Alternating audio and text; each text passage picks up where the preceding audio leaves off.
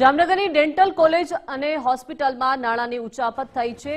શોભિત ગર્ગ નામના કર્મચારી ઉચાપત કરી હોવાનો આક્ષેપ થયો છે। શોભિત ગર્ગ રોગી કલ્યાણ સમિતિમાં ફરજ બજાવે છે। છેલ્લા 3 માસમાં 1.36 કરોડની ઉચાપત કરી હોવાનું સામે આવ્યું છે। ડીનની જાણ બહાર કે બોગસ સહી કરાવી હોવાની આશંકા છે। ચેકમાં સહીની સત્તા ડીન પાસે હોવાથી अनेक सवालों उभा थाय छे। 2.5 वर्ष पूर्वे जीजी होस्पिટલમાંથી ડેપ્યુટ કરાયો હતો। પોલીસ ફરિયાદની કાર્યવાહીની જાણ થતાં જ આરોપી ફરાર થયો છે।